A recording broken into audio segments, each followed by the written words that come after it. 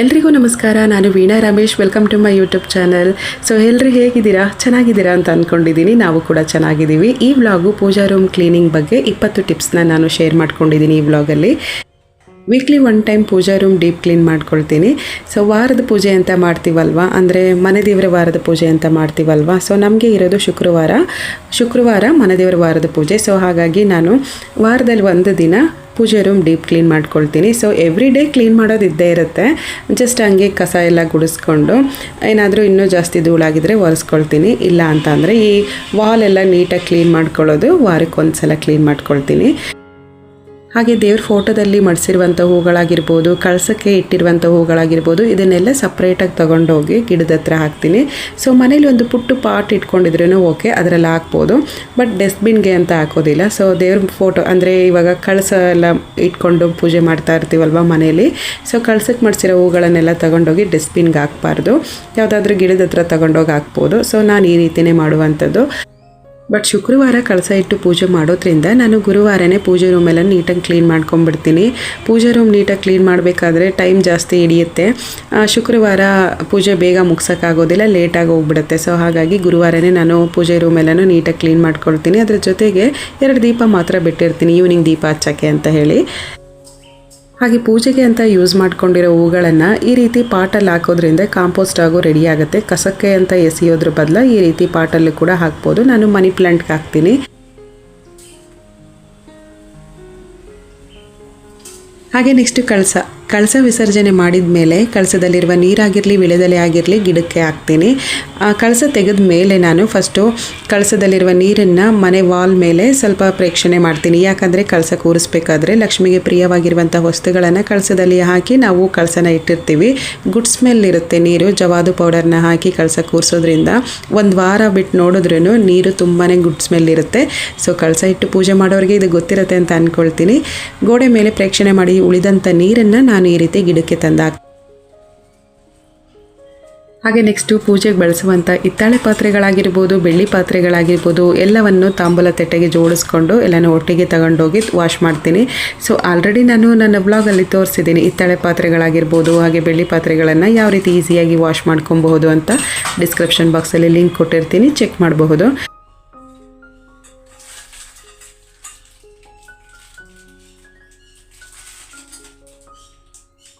ಹಾಗೆ ನೆಕ್ಸ್ಟು ದೀಪಕ್ಕೆ ಹಾಕಿರುವಂತಹ ಬತ್ತಿ, ಇದನ್ನು ಡಸ್ಟ್ಬಿನಲ್ಲಿ ಹಾಕ್ತೇನೆ. ಇದನ್ನು ಕೂಡ ಮಣ್ಣಲ್ಲಿ ಹಾಕಿದ್ರೆ ಕಾಂಪೋಸ್ಟ್ ಆಗಿ ರೆಡಿ ಆಗುತ್ತೆ. ಹಾಗೆ ಇವಾಗ ಬತ್ತಿ ಚೆನ್ನಾಗಿದೆಯಲ್ಲ ಅಂತ ಹೇಳಿ ತಿರ್ಗಾ ಇದನ್ನೇ ಯೂಸ್ ಮಾಡಬಾರ್ದು. ಯಾಕೆ ಅಂತಂದರೆ ಫ್ರೆಶ್ ಆಗಿ ಪಾತ್ರೆಗಳನ್ನೆಲ್ಲ ವಾಶ್ ಮಾಡಿದ ಮೇಲೆ ತಿರ್ಗಾ ಹೊಸ ಬತ್ತಿ ಹಾಕಿ ಹೊಸ ಬತ್ತಿಯಿಂದನೇ ದೀಪ ಹಚ್ಚಬೇಕು. ಹಾಗೆ ಈ ರೀತಿ ಪುಟ್ಟ ವಿಗ್ರಹಗಳನ್ನು ಈಸಿಯಾಗಿ ಯಾವ ರೀತಿ ಇದನ್ನು ವಾಶ್ ಮಾಡ್ಕೊಬಹುದು ಅಂತ ವಿಡಿಯೋ ಲಾಸ್ಟಲ್ಲಿ ತೋರಿಸಿದ್ದೀನಿ, ನೋಡಬಹುದು. ಹಾಗೆ ನೆಕ್ಸ್ಟು ಕಳಸ ಕೂರಿಸ್ಬೇಕಾದ್ರೆ ಒಂದು ಪ್ಲೇಟಲ್ಲಿ ಅಕ್ಕಿ ಹಾಕಿ ಅದರ ಮೇಲೆ ಕಳಸ ಕೂರಿಸೋದು ಅಲ್ವಾ. ಸೊ ಹಾಗೆ ಆ ಕಳಸ ಇಟ್ಟಿರುವಂಥ ಅಕ್ಕಿನ ಏನು ಮಾಡಬಹುದು, ಹೇಗೆ ಯೂಸ್ ಮಾಡ್ಕೊಳ್ಳೋದು ಅಂತ ಅಂದರೆ ಸ್ವೀಟ್ ಪೊಂಗಲ್ಗೆ ಯೂಸ್ ಮಾಡ್ಕೊಬಹುದು. ಸೊ ನಾನು ಅದೇ ರೀತಿ ಮಾಡುವಂಥದ್ದು. ನಾನು ವೀಕ್ಲಿ 1 ಟೈಮ್ ಕಳಸ ತೆಗಿತೀನಲ್ವ. ಸೊ ಆ ಟೈಮಲ್ಲಿ ನಾನು ಅಕ್ಕಿನೂ ಕೂಡ ಚೇಂಜ್ ಮಾಡಿ ಹೊಸದಾಗಿ ಅಕ್ಕಿ ಎಲ್ಲ ಇಟ್ಬಿಟ್ಟೇ ಕಳಸ ಕೂರಿಸುವಂಥದ್ದು. ಹಾಗೆ ಪೂಜೆಗೆ ಯೂಸ್ ಮಾಡುವಂತಹ ಪಾತ್ರೆಗಳೇನಿದೆ, ಹಿತ್ತಾಳೆ ಪಾತ್ರೆಗಳಾಗಿರ್ಬೋದು, ಬೆಳ್ಳಿ ಪಾತ್ರೆಗಳಾಗಿರ್ಬೋದು, ಇದೆರಡನ್ನು ನಾನು ಸಪ್ರೇಟ್ ಡಿವೈಡ್ ಮಾಡಿಬಿಟ್ಟು ಆಮೇಲೆ ವಾಶ್ ಮಾಡ್ಕೊಳ್ತೀನಿ. ಈ ರೀತಿ ಮಾಡೋದ್ರಿಂದ ಈಸಿ ಆಗುತ್ತೆ. ಬೆಳ್ಳಿ ಪಾತ್ರೆಗಳನ್ನು ಬೇಗ ವಾಶ್ ಮಾಡ್ಕೊಬೋದು, ಬಟ್ ಹಿತ್ತಾಳೆ ಪಾತ್ರೆಗಳನ್ನು ಬೇಗ ವಾಶ್ ಮಾಡೋಕ್ಕಾಗೋದಿಲ್ಲ, ಸ್ವಲ್ಪ ಟೈಮ್ ತಗೊಳುತ್ತೆ. ಹಾಗೆ ಪೂಜೆ ರೂಮಲ್ಲಿ ಒಂದು ತುಂಬಿದ ಕೊಡನ ಇಡೋದು ನಮಗೆ ರೂಢಿ. ಸೊ ಅದರಲ್ಲಿರೋ ನೀರನ್ನು ಪೂಜೆ ಪಾತ್ರೆಗಳನ್ನ ತೊಳೆಯೋಕೆ ಅಂತ ಯೂಸ್ ಮಾಡ್ಕೊಳ್ತೀನಿ.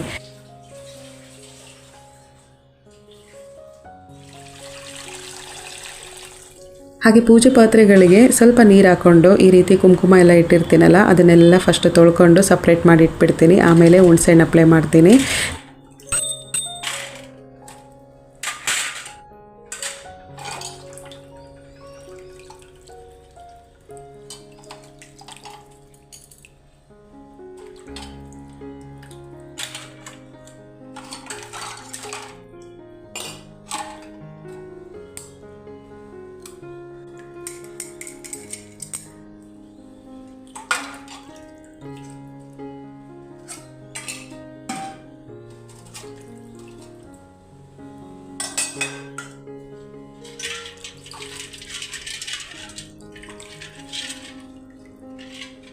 ಹಾಗೆ ಕಳಸದಲ್ಲಿ ನಾನು ಗೋಮತಿ ಚಕ್ರ ಮತ್ತು ಕುಬೇರನ ಕಾಯಿನ ಹಾಕಿ ಕಳಸಕ್ಕೆ ಕೂರಿಸ್ತೀನಿ. ಸೊ ಅದನ್ನು ಇವಾಗ ತೆಗೆದು ವಾಶ್ ಮಾಡ್ತಾ ಇದ್ದೆ. ಗೋಮತಿ ಚಕ್ರಗಳು ಎವ್ರಿ ಡೇ ನೀರಲ್ಲೇ ಇರೋದ್ರಿಂದ ಈ ರೀತಿ ಕಲರಲ್ಲಿ ಕಾಣಿಸ್ತಾ ಇದೆ. ಸೊ ಅದನ್ನು ಕೂಡ ಸಪ್ರೇಟಾಗಿ ಎತ್ತಿಟ್ಬಿಟ್ಟು ವಾಶ್ ಮಾಡಿ ತಿರ್ಗಾ ಕಳಸಕ್ಕೆ ಕೂರಿಸ್ಬೇಕಾದ್ರೆ ಹಾಕಿಡ್ತೀನಿ ಕಳಸದಲ್ಲಿ ನಾನು. ಹಾಗೆ ನೆಕ್ಸ್ಟು ಹಿತ್ತಾಳೆ ಪಾತ್ರೆಗಳನ್ನು ತೊಳೆಯುವಂಥ 2 ವಿಧಾನನೂ ಒಂದೇ ವಿಡಿಯೋದಲ್ಲಿ ತೋರಿಸಿದ್ದೀನಿ. ಸೊ ಒಂದು ಕ್ವಿಕ್ಕಾಗಿ ಈಸಿಯಾಗಿ ವಾಶ್ ಮಾಡ್ಕೊಬಹುದು ಪಾತ್ರೆಗಳನ್ನು. ಇನ್ನೊಂದು ನಾನು ಇವಾಗ ತೋರಿಸ್ತಾ ಇದ್ದೀನಲ್ಲ ಇದೇನೆ, ಮನೇಲಿ ಟೈಮ್ ಇದೆ ನಿಧಾನಕ್ಕೆ ಪಾತ್ರೆಗಳನ್ನು ವಾಶ್ ಮಾಡ್ಕೊಬಹುದು ಅನ್ನೋದಾದರೆ ಈ ರೀತಿ ಕೂಡ ಮಾಡ್ಕೊಬೋದು. ಬಟ್ ಒಂದು ಹಿತ್ತಾಳೆ ಪಾತ್ರೆಗಳಿಗೆ ಈ ರೀತಿ ಹುಣಸೆಹಣ್ಣನ್ನು ಹಚ್ಚಿ 5 ನಿಮಿಷ ಬಿಟ್ಟು ಆಮೇಲೆ ಸಬೀನಾ ಪೌಡರ್ ಯೂಸ್ ಮಾಡಿಕೊಂಡು ಸ್ಕ್ರಬ್ ಮಾಡಬೇಕಾಗತ್ತೆ. ಆವಾಗಲೇ ಹಿತ್ತಾಳೆ ಪಾತ್ರೆಗಳು ಪಳಪಳ ಅಂತ ಇರುತ್ತೆ. ಇದು ಸ್ವಲ್ಪ ಟೈಮ್ ಹಿಡಿಯುತ್ತೆ ಜಾಸ್ತಿ. ಎಲ್ಲ ಪಾತ್ರೆಗಳಿಗೂ ಹುಣಸೆಹಣ್ಣು ಹಚ್ಚಿಟ್ಟು ಆಮೇಲೆ ಒಂದು ಕಡೆಯಿಂದ ಮತ್ತೆಲ್ಲನೂ ಸ್ಕ್ರಬ್ ಮಾಡ್ಕೊಂಡು ಬರೋದು ಸ್ವಲ್ಪ ಟೈಮ್ ತೊಗೊಳುತ್ತೆ. ಬಟ್ ಇನ್ನೊಂದು ತುಂಬಾ ಈಸಿ.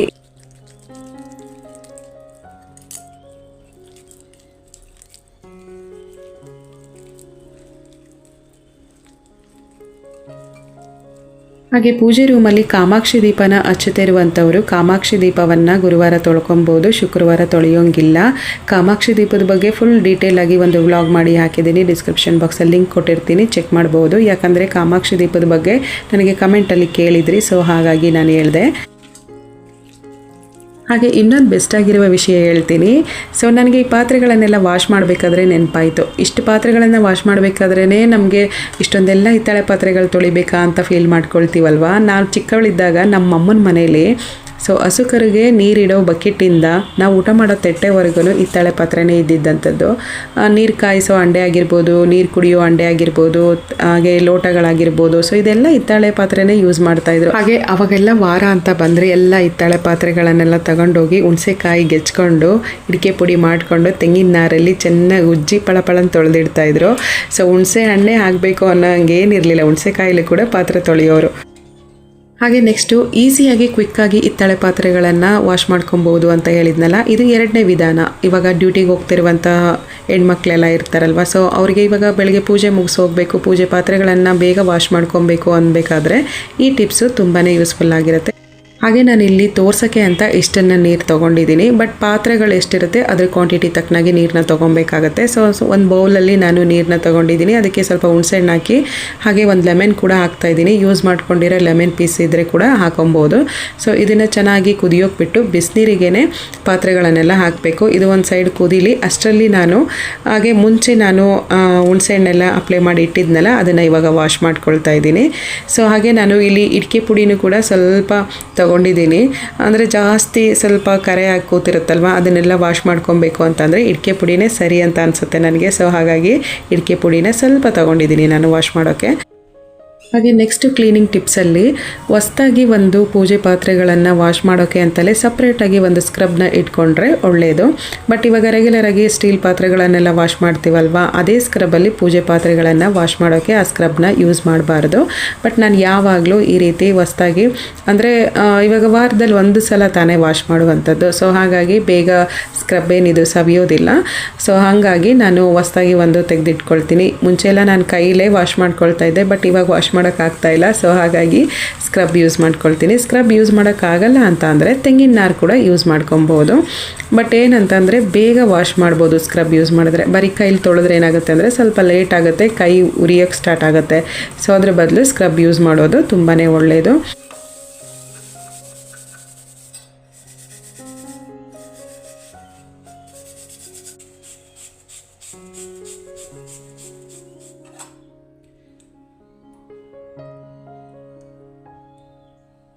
ಹಾಗೆ 2ನೇ ಟಿಪ್ಸ್ ಹೇಳಿದ್ನಲ್ಲ, ಅದರ ನೀರು ಇವಾಗ ರೆಡಿಯಾಗಿದೆ. ಜಸ್ಟ್ ಇದರಲ್ಲಿ ನಾನು ಹುಣಸೆಹಣ್ಣು ನಿಂಬೆಹಣ್ಣು ಇದೆರಡನ್ನು ಮಾತ್ರ ಹಾಕಿದ್ದೀನಿ. ಸ್ವಲ್ಪ ನೀರು ಬಿಸಿಯಾಗಿದೆ. 1 ಕುದಿ ಬಂದರೆ ಸಾಕು, ತುಂಬ ಕೊತನೇ ಕುದಿಯೋದೇನು ಬೇಡ.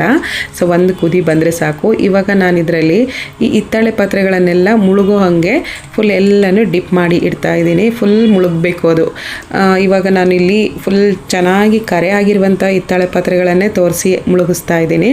ಸೊ ಏನಕ್ಕೆ ಅಂದರೆ ಈ ರೀತಿ ಮಾಡೋದ್ರಿಂದ ಬೇಗ ಬೇಗನೆ ಸ್ಕ್ರಬ್ ಮಾಡ್ಬೋದು. ಜಸ್ಟ್ ಸ್ಟೀಲ್ ಪಾತ್ರೆಗಳನ್ನು ಯಾವ ರೀತಿ ವಿಮ್ ಜೆಲ್ ಹಾಕಿ ನಾವು ಸ್ಕ್ರಬ್ ಮಾಡ್ಕೊಳ್ತೀವಿ, ಜಾಸ್ತಿ ಟೈಮ್ ತೊಗೊಳ್ದೇ ಈಸಿಯಾಗಿ ಕ್ವಿಕ್ಕಾಗಿ ಪಾತ್ರೆಗಳನ್ನು ವಾಶ್ ಮಾಡ್ಕೊಬೋದು ಇದನ್ನು. ಸೊ ನಾನಿಲ್ಲಿ ಕೆಲವೊಂದು ಡಿವೈಡ್ ಮಾಡಿ ಹಾಕಿದ್ದೀನಿ ಪಾತ್ರೆಗಳನ್ನು.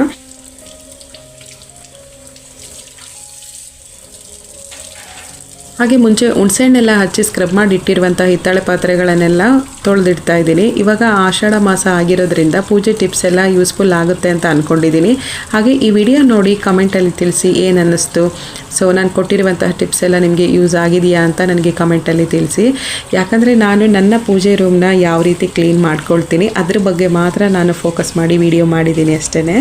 ಸೊ ಹೇಗಿತ್ತು ವಿಡಿಯೋ ಅಂತ ಕಮೆಂಟಲ್ಲಿ ತಿಳಿಸಿ ನನಗೆ. ಹಾಗೆ ಹಿತ್ತಾಳೆ ಪಾತ್ರೆಗಳನ್ನು 2 ರೀತಿ ವಾಶ್ ಮಾಡ್ಬೋದು ಅಂತ ಈ ವಿಡಿಯೋದಲ್ಲಿ ತೋರಿಸಿದ್ದೀನಲ್ಲ. ನಿಮಗೆ ತುಂಬ ಉಪಯೋಗವಾಗಿರುವಂಥ ಟಿಪ್ಸ್ ಯಾವುದು ಇದರಲ್ಲಿ, ಹಾಗೆ ಯಾವುದು ತುಂಬ ಹೆಲ್ಪ್ ಆಗಿತ್ತು ಅಂತ ನನಗೆ ಕ್ವಿಕ್ಕಾಗಿ ಯೂಸ್ ಮಾಡ್ಕೊಳ್ಳುವಂಥ ಒಂದು ಟಿಪ್ಸ್ ಯಾವುದು ಅಂತ ನನಗೆ ಕಮೆಂಟಲ್ಲಿ ತಿಳಿಸಿ. ಯಾಕಂದರೆ ನನಗೆ ಈ ರೀತಿ ಟಿಪ್ಸ್ಗಳನ್ನ ನಾನು ಕೊಡಬೇಕಾದ್ರೆ ಕಮೆಂಟಲ್ಲಿ ತಿಳಿಸಿದ್ರೆ ನನಗೆ ಯಾವುದನ್ನು ಬೆಸ್ಟಾಗಿ ಹೇಳಬೇಕು ಅಂತ ಒಂದು ಐಡಿಯಾ ಬರುತ್ತೆ. ಸೊ ಹಾಗಾಗಿ ನಾನು ಕಮೆಂಟಲ್ಲಿ ತಿಳಿಸಿ ಅಂತ ಹೇಳ್ತಿರುವಂಥದ್ದು.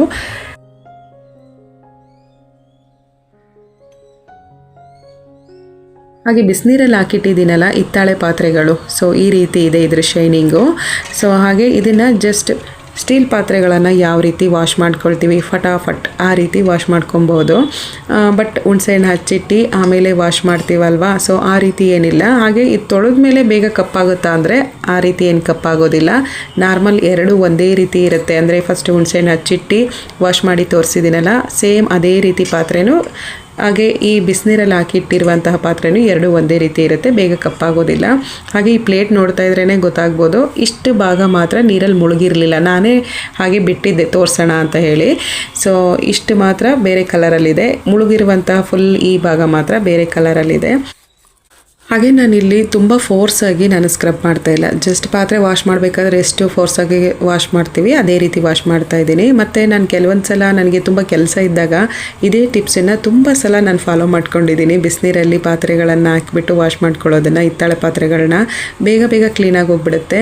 ಮತ್ತು ಇನ್ನು ಆಯಿಲ್ ಪಿಸೆಲ್ಲ ಇದ್ದರೆ ಅದು ಕೂಡ ಫಟಾಫಟ್ ಕ್ಲೀನಾಗಿ ಹೋಗ್ಬಿಡುತ್ತೆ. ಸೊ ಹಾಗಾಗಿ ನಾನು ಈ ಟಿಪ್ಸ್ ಮಾತ್ರ ಫಾಲೋ ಮಾಡ್ತಾನೆ ಇರ್ತೀನಿ ಯಾವಾಗ್ಲೂ.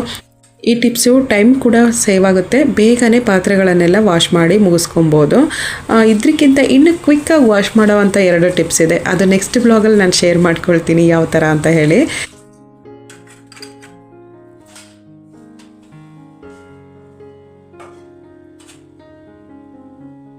ಹಾಗೆ ನೆಕ್ಸ್ಟು ಪೂಜೆ ಪಾತ್ರೆಗಳನ್ನೆಲ್ಲ ವಾಶ್ ಮಾಡಿದ ಮೇಲೆ ಈ ಶೈನಿಂಗ್ ಹಂಗೆ ಇರಬೇಕು ಅಂತಂದರೆ ಇದೊಂದು ಸಿಂಪಲ್ ಟಿಪ್ಸು.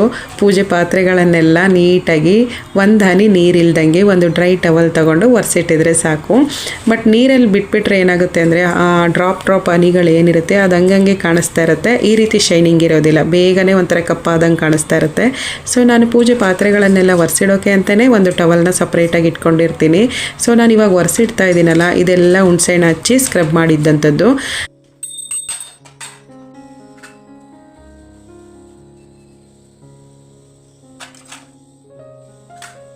ಹಾಗೆ ಈ ಪ್ಲೇಟಲ್ಲಿರೋದು ನಾನು ಬಿಸಿನೀರಲ್ಲಿ ನಿಂಬೆಹಣ್ಣು ಹುಣಸೆಹಣ್ಣು ಹಾಕಿ ಕ್ವಿಕ್ಕಾಗಿ ವಾಶ್ ಮಾಡ್ಕೊಬೋದು ಅಂತ ಒಂದು ಟಿಪ್ಸ್ ಹೇಳಿದ್ನಲ್ಲ, ಆ ಪಾತ್ರೆಗಳು. 2ಕ್ಕೂ ಡಿಫ್ರೆಂಟ್ ಏನಿಲ್ಲ, ಒಂದೇ ರೀತಿ ಕಾಣ್ತಾ ಇದೆ ನನಗೆ ಸೊ ನೋಡೋಕ್ಕೆ. ಬಟ್ ಏನಂದರೆ ಕೆಲಸ ಈಸಿ ಆಗುತ್ತೆ, ಬೇಗ ಕೆಲಸ ಮುಗಿಸ್ಕೊಬೋದು.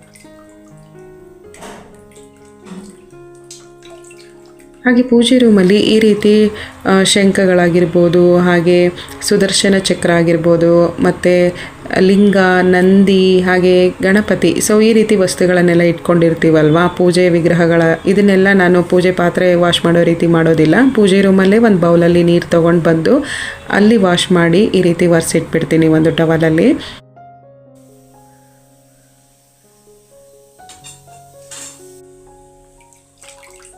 ಹಾಗೆ ಈ ವಿಗ್ರಹಗಳನ್ನೆಲ್ಲ ತೊಳೆದಾದಮೇಲೆ ನಾನು ಈ ನೀರನ್ನು ಗಿಡಕ್ಕೆ ಹಾಕ್ಬಿಡ್ತೀನಿ. ಸೊ ನನಗೆ ತುಂಬ ಜನ ಕಮೆಂಟಲ್ಲಿ ಕೇಳಿದ್ದು ನಂದಿ ಮತ್ತು ಲಿಂಗ ಎಲ್ಲಿ ತೊಗೊಂಡ್ರಿ, ಇದು ಸ್ಫಟಿಕದ್ದ ಅಂತ ಹೇಳಿ. ಸ್ಫಟಿಕನೇ. ನನಗೆ ಇದು ನಾನು ತೊಗೊಂಡಿದ್ದಲ್ಲ, ನನಗೆ ದೇವಸ್ಥಾನದಲ್ಲಿ ಕೊಟ್ಟಿದ್ದು. ನಾವು ಶಿವರಾತ್ರಿ ದಿನ ಶಿವನ ಪೂಜೆಗೆ ಸೇರಿಕೊಂಡಿದ್ವಿ, ಆ ಟೈಮಲ್ಲಿ ನನಗೆ ನಂದಿ ಮತ್ತು ಲಿಂಗನ ಕೊಟ್ಟಿದ್ದಂಥದ್ದು.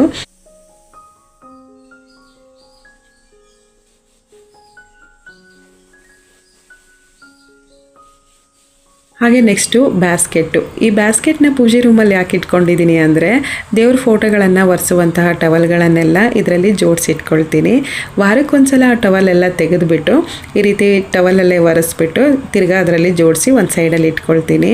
ಸೊ ಫುಲ್ ಪೂಜೆ ರೂಮ್ ಡೀಪ್ ಕ್ಲೀನ್ ಮಾಡಬೇಕಂದ್ರೆ ಇವಾಗ ಹಬ್ಬಗಳು ಬರ್ತಾವಲ್ವಾ, ಸೊ ಗಣೇಶನ ಹಬ್ಬ ಆಗಿರ್ಬೋದು, ವರಮಹಾಲಕ್ಷ್ಮಿ ಹಬ್ಬ ಆಗಿರ್ಬೋದು, ಈ ರೀತಿ ದೊಡ್ಡ ದೊಡ್ಡ ಹಬ್ಬಗಳೆಲ್ಲ ಬರಬೇಕಾದ್ರೆ ಪೂಜೆ ರೂಮ್ ಫುಲ್ ಡೀಪ್ ಕ್ಲೀನ್ ಮಾಡಬೇಕಾದ್ರೆ ಇದನ್ನೆಲ್ಲ ನೀಟಾಗಿ ವಾಶ್ ಮಾಡಿ ಇಟ್ಕೊಳ್ತೀನಿ.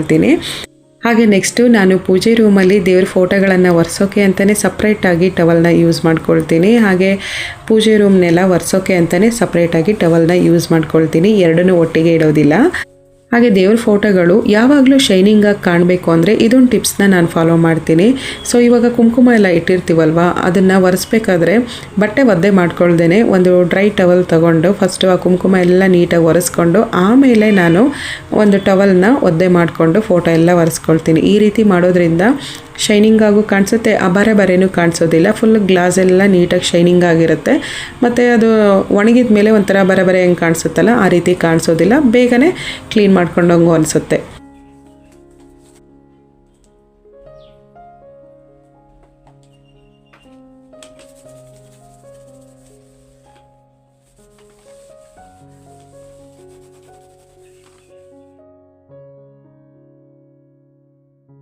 ಇವಾಗ ನಾನು ಟವಲ್ನ ಒದ್ದೆ ಮಾಡ್ಕೊಂಡು ಒರೆಸ್ತಾ ಇದ್ದೀನಿ. ಸೊ ನೋಡ್ತಾ ಇರ್ಬೋದು ಗ್ಲಾಸ್ ಎಲ್ಲ ಬರೆ ಬರೆ ಎಲ್ಲ ನೀಟಾಗಿ ಶೈನಿಂಗ್ ಆಗಿದೆ. ಹಾಗೆ ನೆಕ್ಸ್ಟು ಪೂಜೆ ರೂಮ್ ಕ್ಲೀನ್ ಮಾಡ್ಕೊಳ್ಳೋಕ್ಕೆ ನಾನು ಏನೆಲ್ಲ ವಸ್ತುಗಳನ್ನು ನೀರಲ್ಲಿ ಮಿಕ್ಸ್ ಮಾಡಿಕೊಂಡು ಪೂಜೆ ರೂಮ್ನ ಕ್ಲೀನ್ ಮಾಡ್ಕೊಳ್ತೀನಿ ಅಂತ ತೋರಿಸ್ತಾ ಇದ್ದೀನಿ. ಸೊ ವಾಲ್ ಟೈಲ್ಸ್ ಎಲ್ಲ ಒರೆಸ್ಬೇಕಾದ್ರೆ ನಾನು ವೀಕ್ಲಿ ಒನ್ ಟೈಮ್ ಈ ರೀತಿಯೇ ನಾನು ಕ್ಲೀನ್ ಮಾಡ್ಕೊಳ್ಳುವಂಥದ್ದು. ನನ್ನ ಕೈಲಿ ತೋರಿಸ್ತಾ ಇದ್ದೀನಲ್ಲ, ಇದು ಜವಾದು ಪೌಡರ್ ಡಬ್ಬಿ. ಸೊ ಇದ್ರ ಬಗ್ಗೆ ತುಂಬ ಕಮೆಂಟಲ್ಲಿ ಕೇಳಿದ್ರಿ. ಇದು ಗಂಧಿಗೆ ಅಂಗಡಿಗಳಲ್ಲಿ ಸಿಗುತ್ತೆ, ಒಂದೊಂದು ಕಡೆ ಒಂದೊಂದು ರೇಟಲ್ಲಿ ಇರ್ಬೋದು, 30 ರೂಪೀಸ್, 40 ರೂಪೀಸ್, 20 ರೂಪೀಸ್, ಸೊ ಈ ರೀತಿ ಕೂಡ ಸಿಗುತ್ತೆ. ಹಾಗೆ ಇವಾಗ ರೀಸೆಂಟಾಗಿ ನಾವು ರಾಮೇಶ್ವರಂಗೆ ಹೋಗ್ಬಿಟ್ಟು ಬಂದಿದ್ವಿ, ಅದರ ವ್ಲಾಗ್ನು ಕೂಡ ನಾನು ಶೇರ್ ಮಾಡಿದ್ದೀನಿ. ಅಲ್ಲಿಂದ ನಾವು ತೀರ್ಥವನ್ನು ತಗೊಂಡು ಬಂದಿದ್ವಿ, ಆ ತೀರ್ಥನೂ ಕೂಡ ಸ್ವಲ್ಪ ಆ್ಯಡ್ ಮಾಡ್ಕೊಳ್ತಾ ಇದ್ದೀನಿ. ಸೊ ಹಾಗೆ ಸ್ವಲ್ಪ ಗೋಮೂತ್ರನೂ ಆ್ಯಡ್ ಮಾಡ್ಕೊಳ್ತೀನಿ.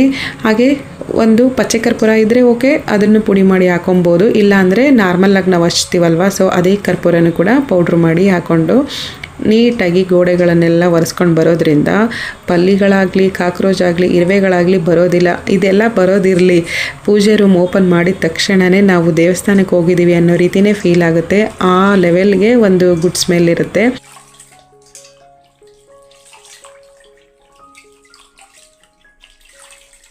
ಹಾಗೆ ನೀರಲ್ಲಿ ಒಂದು ಬಟ್ಟೆನ ಡಿಪ್ ಮಾಡಿ ಚೆನ್ನಾಗಿ ವೈಪ್ ಮಾಡಿಕೊಂಡು ಟೈಲ್ಸ್ ಎಲ್ಲ ಒರೆಸ್ಕೊಂಡು ಬರ್ಬೋದು. ಸೊ ಎಷ್ಟು ಗುಡ್ ಸ್ಮೆಲ್ ಇರುತ್ತೆ ಅಂದರೆ ಜವಾದು ಪೌಡರ್ ಹಾಕಿರೋದ್ರಿಂದ. ಮತ್ತು ನಾನು ಇದರಲ್ಲಿ ಯಾವುದೇ ರೀತಿ ಲಿಕ್ವಿಡ್ನ ನಾನು ಯೂಸ್ ಮಾಡೋದಿಲ್ಲ. ದಿನನಿತ್ಯ ಧೂಪ ಮಚ್ಚೋದ್ರಿಂದ ಟೈಲ್ಸ್ ಮೇಲೆ ಕಪ್ಪು ಮಸಿ ಅನ್ನೋದು ಕೂತ್ಕೊಂಡಿರುತ್ತೆ. ಸೊ ಅದನ್ನು ನೀಟಾಗಿ ಒರೆಸಿದ್ರೇ ದೇವ್ರ ವೈಟ್ ಟೈಲ್ಸ್ ಆಗಿರೋದ್ರಿಂದ ನೋಡೋಕ್ಕೂ ಚೆನ್ನಾಗಿ ಕಾಣಿಸ್ತಾ ಇರುತ್ತೆ. ಬಟ್ ಅದು ಒರೆಸ್ಲಿಲ್ಲ ಅಂತ ಅಂದರೆ ನೋಡೋಕ್ಕೆ ಚೆನ್ನಾಗಿ ಕಾಣಿಸೋದಿಲ್ಲ. ಮುಖ್ಯವಾಗಿ ಇನ್ನೊಂದು ಏನು ಗೊತ್ತಾ, ದೇವ್ರ ರೂಮಲ್ಲಿ ಅಲ್ಲಲ್ಲೇ ಸೆಲೆಬೆಗಳನ್ನ ಕಟ್ಟೋಕ್ಕೆ ಬಿಡಬಾರ್ದು, ಅವಾಗವಾಗ ಕ್ಲೀನ್ ಮಾಡ್ಕೋತಾ ಇರಬೇಕು.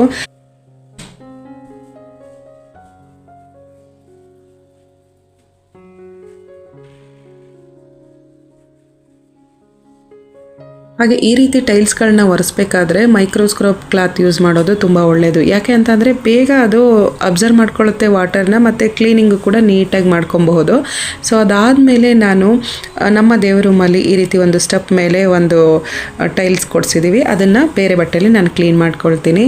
ಸೊ ಇದು ನೆಕ್ಸ್ಟ್ ಟಿಪ್ಸು. ನಾನು ಇದು ವಾರಕ್ಕೊಂದ್ಸಲ ಏನೆಲ್ಲ ಪೂಜೆ ವಸ್ತುಗಳು ಖಾಲಿ ಆಗಿದೆ ಅದನ್ನೆಲ್ಲ ಬಾಕ್ಸಸ್ನ ಈ ರೀತಿ ಕವರಲ್ಲಿ ಕ್ಲೀನ್ ಮಾಡಬೇಕಾದ್ರೇ ತೆಗೆದಾಕ್ಬಿಡ್ತೀನಿ. ಹಾಗೆ ನಾನು ಇವಾಗ ಬ್ಯಾಸ್ಕೆಟ್ ಎಲ್ಲ ತೆಗೆದು ತೊಳೆದಿದ್ದೆ, ಸೊ ಹಾಗಾಗಿ ಇದನ್ನೆಲ್ಲ ಹಾಗಾಗಿ ಇಟ್ಟಿದ್ದೆ. ಮತ್ತು ಹೊರಗಡೆ ದೇವಸ್ಥಾನಕ್ಕೆ ಹೋಗಿರ್ತೀವಿ, ಸೊ ಅಲ್ಲಿ ಕೊಟ್ಟಿರುವಂತಹ ಕುಂಕುಮಗಳಾಗಿರ್ಬೋದು, ಕುಂಕುಮದ ಪ್ಯಾಕೆಟ್ಗಳಾಗಿರ್ಬೋದು, ವಿಭೂತಿ ಪ್ಯಾಕೆಟ್ ಯೂಸ್ ಮಾಡಿದ ಮೇಲೆ ಈ ರೀತಿ ಕ್ಲಿಪ್ ಹಾಕಿಟ್ಬಿಡ್ತೀನಿ. ಇದನ್ನೆಲ್ಲ ನೀಟಾಗಿ ನೋಡ್ಕೊಂಡ್ರೇ ತುಂಬ ದಿನಗಳ ಕಾಲ ಯೂಸ್ ಮಾಡ್ಕೊಬೋದು. ಮತ್ತು ಕುಂಕುಮದಲ್ಲಿ ಗೋಪುರಂ ಕುಂಕುಮ ತುಂಬಾ ಚೆನ್ನಾಗಿರುತ್ತೆ, ರೆಡ್ಡಾಗಿ ತುಂಬ ಚೆನ್ನಾಗಿರುತ್ತೆ. ಬಟ್ ತುಪ್ಪದ ಬತ್ತಿ ಮಾಡೋಕ್ಕೆ ಅಂತ ಬತ್ತಿನೂ ಕೂಡ ರೆಡಿ ಮಾಡಿ ಇಟ್ಟಿದ್ದೀನಿ. ಇನ್ನು ತುಪ್ಪದ ಬತ್ತಿ ಮಾಡಿಲ್ಲ, ಜಸ್ಟ್ ಇವಾಗ ಬತ್ತಿ ಮಾತ್ರ ಹಾಕಿಟ್ಟಿದ್ದೀನಿ. ಈ ರೀತಿ ಸಪ್ರೇಟ್ ಬಾಕ್ಸಲ್ಲಿ ಎಲ್ಲನೂ ರೆಡಿ ಮಾಡಿ ಇಟ್ಕೊಳ್ತೀನಿ. ಹಾಗೆ ಗೋಮೂತ್ರ ನಾನು ತೊಗೊಂಡು ಬಂದಿದ್ದೆ, ಸೊ ಇಷ್ಟಿದೆ. ಇನ್ನು ಇದು ಯೂಸ್ ಮಾಡಿ ಉಳಿದಿರುವಂಥದ್ದು ಇಷ್ಟು ಇಟ್ಟಿದ್ದೀನಿ.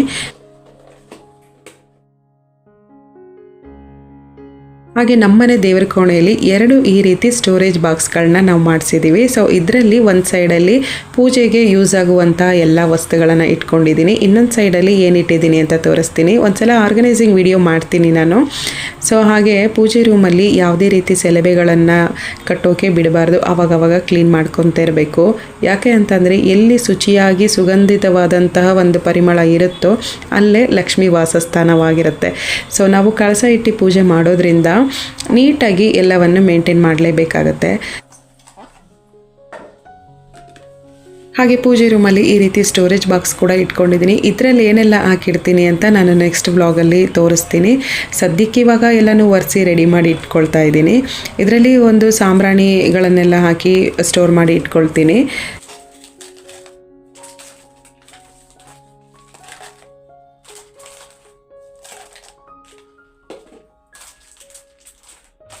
ಬಟ್ ಸಾಂಬ್ರಾಣಿ ಇದು ತುಂಬ ಚೆನ್ನಾಗಿದೆ, ನಾನು ಯೂಸ್ ಮಾಡ್ತಾ ಇದ್ದೀನಿ. ಸೊ ಹಾಗಾಗಿ ಹೇಳಿದೆ ತುಂಬ ಚೆನ್ನಾಗಿದೆ. ಒಂದೊಂದು ಪ್ಯಾಕೆಟು ಫುಲ್ ಪುಡಿ ಮಾಡಿ ಇಟ್ಕೊಂಡ್ವಿ ಅಂತ ಅಂದರೆ ಆರಾಮಾಗಿ 2 ವೀಕ್ ಯೂಸ್ ಮಾಡ್ಕೊಬೋದು. ಒಂದೇ ಸಲ ಇಷ್ಟೊಂದೆಲ್ಲ ಯೂಸ್ ಮಾಡೋಕ್ಕಾಗೋದಿಲ್ಲ, ತುಂಬ ದಿನಗಳ ಕಾಲ ಇಟ್ಕೊಂಡು ಯೂಸ್ ಮಾಡಬಹುದು.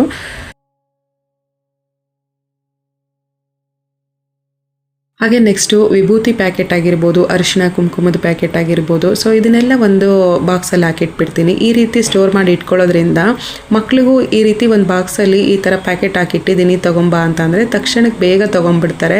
ಸೊ ಒಂದೇ ಕಡೆ ಎಲ್ಲನೂ ಹಾಕಿಟ್ಬಿಟ್ವಿ ಅಂತ ಅಂದರೆ ನೋಡೋಕ್ಕೂ ಚೆನ್ನಾಗಿ ಕಾಣಿಸೋದಿಲ್ಲ, ಮತ್ತು ನಾವೇ ಗಡಿ ಬಿಡಿಲಿ ಹುಡುಕ್ತಾ ಇರಬೇಕಾಗತ್ತೆ. ಸೊ ಹಾಗೆ ಒಂದು ಬ್ಯಾಸ್ಕೆಟಲ್ಲಿ ಈ ರೀತಿ ಆಯಿಲ್ ಪ್ಯಾಕೆಟು ಮತ್ತು ಧೂಪಮ್ಮೆಲ್ಲ ಸಪ್ರೇಟಾಗಿ ಡಿವೈಡ್ ಮಾಡಿ ಇಟ್ಟಿದ್ದೀನಿ.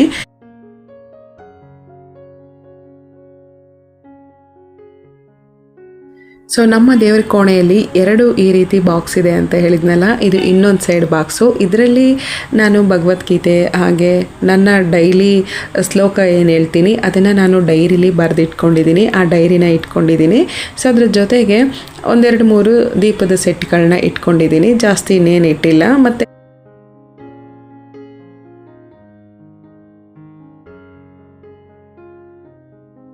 ಸೊ ನಾನು ಊರಿಂದ ಬರಬೇಕಾದ್ರೆ ಒಂದು ಕನ್ನಡದಲ್ಲಿ ಬರೆದಿರುವಂಥ ಶ್ಲೋಕ ಬುಕ್ಸ್ ತೊಗೊಂಡು ಬರೋಣ ಅಂತ ಅಂದ್ಕೊಂಡೆ, ಬಟ್ ನನಗೆ ಇಲ್ಲಿ ಸಿಗಲಿಲ್ಲ. ಹಾಗಾಗಿ ನಾನು ಇದು ಮೊದಲಿಂದನೂ ತುಂಬ ವರ್ಷಗಳಿಂದ ಇಟ್ಕೊಂಡಿದ್ದೀನಿ ಇದು ಡೈರಿನ.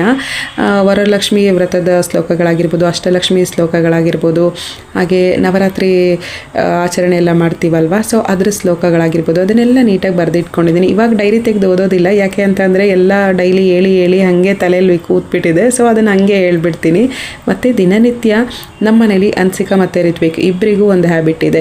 ಅವರ ಆರಾಧ್ಯ ದೈವದ ಹೆಸರನ್ನು ದಿನಾ ಒಂದು 50 ಸಲ ಇಲ್ಲ 100 ಸಲ ಬರೀಬೇಕಿತ್ತು. ಅದರ ನೋಟ್ನು ಹಾಗೆ ಅಲ್ಲಿಟ್ಟಿದ್ದೀನಿ.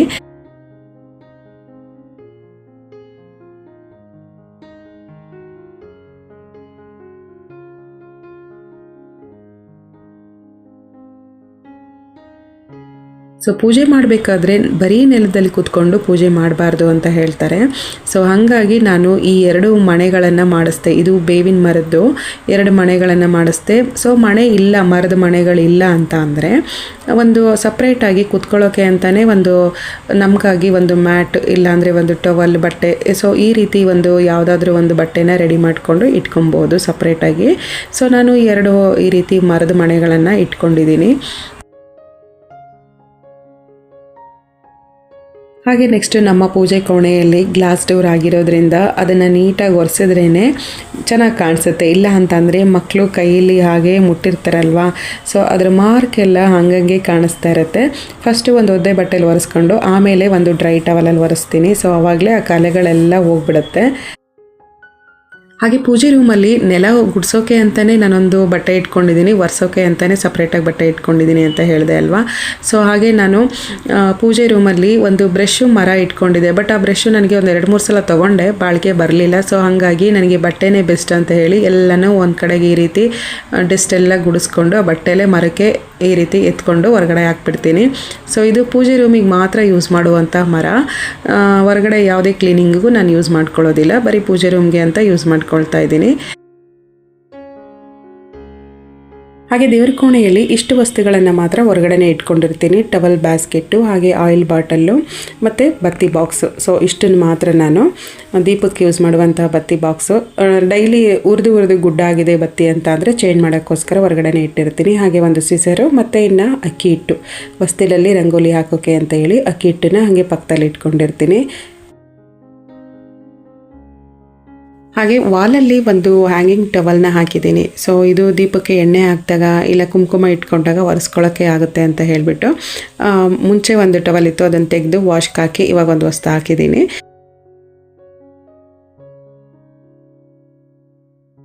ಹಾಗೆ ನೆಕ್ಸ್ಟು ಪೂಜೆ ರೂಮ್ ಒಳಗಡೆ ಹೋಗಬೇಕಾದ್ರೆ ಕಾಲು ಒರೆಸ್ಕೊಂಡು ಹೋಗೋಕ್ಕೆ ಅಂತ ಹೇಳಿ ಒಂದು ಕಾಟನ್ ಮ್ಯಾಟನ್ನು ಹಾಕಿರ್ತೀನಿ ಯಾವಾಗಲೂ ಪೂಜೆ ರೂಮ್ ಬಾಗಿಲಲ್ಲಿ.